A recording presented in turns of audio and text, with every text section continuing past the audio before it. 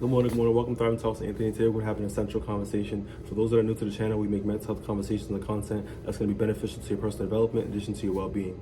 However, in today's video, we're going to be talking about creating a self-care plan, personalizing your routine for maximizing your well-being. I want to be able to help viewers create a personalized self-care regimen and routine that's going to be able to suit your unique needs in life circumstances, promoting long-term mental health in addition to health, that emotional health as well. However, in our first segment, I want to talk about understanding self-care. You know what I mean? Self-care isn't just about, bubbling baths and spa days, getting haircuts. It's a crucial part of maintaining your mental, emotional, and, physical well-being, right? But what exactly is self-care and why does it even matter, right? And by today, we're going to dive into that. So let's dive into some key points, right? So definition of self-care involves intentional actions to nurture your well-being and recharge your energy, right? So a lot of things is going to be happening in life. Life, like I mentioned in my analogy, is not going to be Candyland. You're going to go through some ups and downs. However, your self-care regimen, your self-care routine is going to be able to help you develop that resilience and have, skills and strategies to help you get through whatever you need, right? So like I said, when you're intentional, but you're figuring out things that are realigned to your well-being, your happiness, and that enjoyment is going to be able to cultivate and recharge your energy. So like I said, that's basically what self-care is, but let's dive into different types of self-care. So different types of self-care include physical, emotional, social, spiritual, and intellectual self-care. So there's different types of compartments that you got to pour into. When it comes to research insights, a study published by the Journal of Behavioral Medicine in 2022 found that individuals who regularly practice self-care report 40% lower stress levels and improved emotional resilience. For those out there that know how to take care of themselves, they put themselves first, they have a self-care regimen, and they're consistently practicing this, they're going to know how to manage, times of difficulty and struggle, and even stress. Moving on to our next segment, we're going to talk about assessing your self-care needs. So, before creating a self-care plan, it's important to assess your current habits, identify areas that need that attention, and by taking a moment to evaluate whether you might need to, need some more self-care in your life is a crucial thing. So we got to be able to, like I said, have that self-awareness, assess, move critical and move proactively for ourselves. Some key points I wanted to start off with is going to be, self-reflection exercises. So I want you guys to ask yourself proactive questions such as, how do I feel currently managing stress? Another one could be, which areas of my life feel more neglected? And another question might even be, what activities might feel recharged and fulfilled, right? So different questions you can really ask yourself, reflective things to, help you get some more insight in regards to what's going on with you and those emotions. Next is going to be tracking your energy levels. I want you really to notice when you're feeling drained, first energize, and adjust self-care, accordingly, right? So, money comes, money goes. We feel good, we feel down. It's dark, it's light, right? So there's so many things going on, but at the end of the day, we have to know and be in tune with us. And by tracking, our energy levels is going to help us, have more insight and knowing how to navigate. For instance, if you've been pushing too hard, you feel drained, maybe it's time for you to call out. Maybe it's time for you to consider a break. Maybe it's time to look at that vacation time, that sick time, and what you have, down packed. You got to be able to take care of yourself, because at the end of the day, as I mentioned to someone, when you're in the hospital, you're in these crucial situations, it's only you going through that recovery. So I want you to be critical. I want you guys to be more aware, and really take your self-care serious, because this is your life and I really want you to have the best life as possible.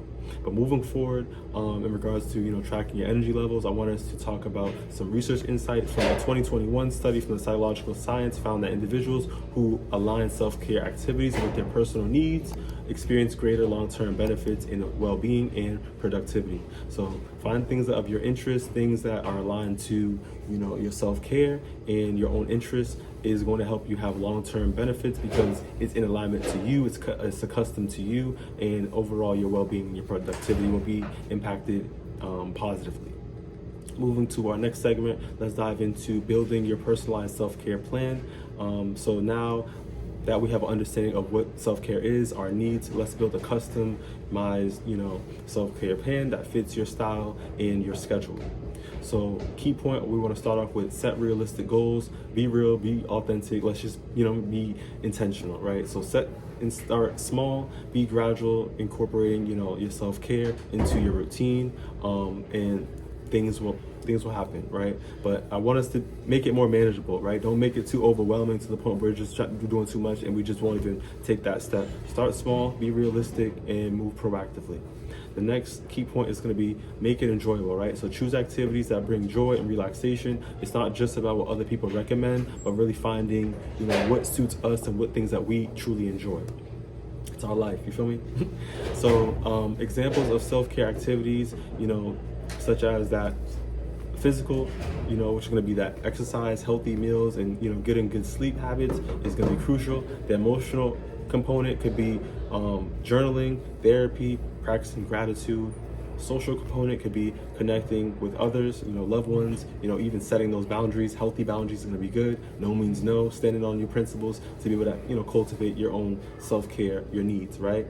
And then, spiritual component could be, meditation, prayer, setting time in nature to really getting connected, clarity, reflection, and all those type of things like that. So there's different types of activities that are correlated to your self-care, However, when it comes to research insights, according from the National Institute of Mental Health in 2023, found that individuals who engage in regular self-care practices are 30% less likely to experience burnout and chronic stress. So like I said, people that know how to take care of themselves, that put themselves first, that have a regimen down pat that they're practicing, is more likely to avoid burnout and that chronic stress, because you know how to have those healthy boundaries. You know when's enough's enough. You're more in tune to your emotions, and you're more self-aware of how you're feeling. You're approaching that burnout, so you know what's going on. You know how your life, and you know where you're heading. You have a sense of direction now, right? But like I said, that self-care regimen and having these practices are going to really help you be more in tune with yourself and have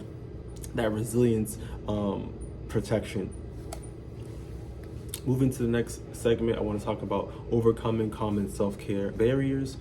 This is serious. Many people struggle with prioritizing themselves due to time constraints, guilt, or even feeling like it's selfish. I'm not giving my time to other people. I'm not allocating my time to other people. So let's just tackle some barriers for just that is aligned for ourselves.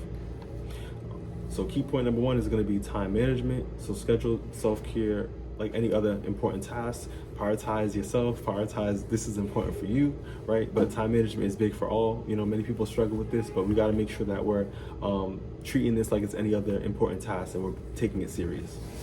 Next key point is going to be letting go of guilt, right? So self-care is essential, not indulgent, you know what I mean? So it's not like you're supposed to, how can I put this? Basically, what I'm just trying to say is you're not supposed to feel guilty of, doing yourself good, right? You gotta be putting yourself first. In order for you to be able to pour into other people's cups and provide phenomenal service, you gotta be able to make sure that you're taking care of yourself, right? So you can't pour into an empty cup, long story short. So making sure that you take care of yourself, making sure the provider is well taken care of to be able to provide for other people, right? Next key point is going to be adjusting expectations. So self-care doesn't have to, be time consuming, but small consistent effort matters. Long-term longevity, in order to have that, you gotta have consistency, but adjusting is a part of the process. In regards to research insights from Harvard Business Review study, we found that professionals who set boundaries for self-care report higher job satisfaction and lower burnout rates, right? So like I said, healthy boundaries, no means no, knowing what your capacity is, knowing your energy, and having your self-care regimen awareness is going to help you navigate and avoid that burnout as well. However, for the next segment, we're going to talk about creating a sustainable self-care routine. So self-care isn't just a one-time activity, it's a lifestyle. This is, really what's going to help you navigate through your life, how to handle things, right? For me personally, is the gym. The best place to be, I recommend people, is going to be the gym, because it's somewhere that is positive. It's somewhere that's going to help you get where you need to be mentally and physically, right? And you're going to be gradually seeing those outcomes when you're putting that work in. Life's what you make of it. Life's whatever you get. whatever you put in is whatever you get. So when you're making these conscious efforts and you're being intentional, outcomes will show. But like I said, when it comes to that self-care routine, this is something that you have to practice.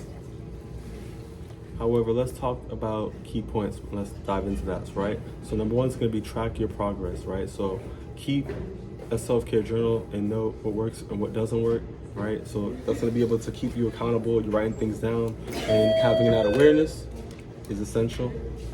Next is going to be, so be flexible, life changes, and so your self-care plan should as well, right? So adjust as needed, right? So you want to be flexible and take that into consideration.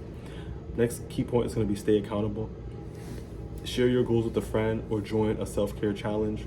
Even a vision board is something that's going to be good because you're going to see things that you're desiring and you're working towards that. But having someone like a mentor, friend, someone that you can be accountable towards your goals is going to be help you to achieve that challenge. However, when it comes to research insights from 2023, a study from American Psychological Association found that individuals who track their self-care habits are 50% more likely to maintain long-term wellness practices, right? So keeping whatever self-care regimen that is aligned to you, that's catered to you, is going to be able to have that long-term wellness as a practice that you're maintaining throughout that duration. These things are important. However, in regards to prioritizing yourself, transitioning and transforming your life, self-care is a powerful tool for, your mental, emotional, and physical well-being. By creating a routine that fits your life, you're investing into a healthier and happier future.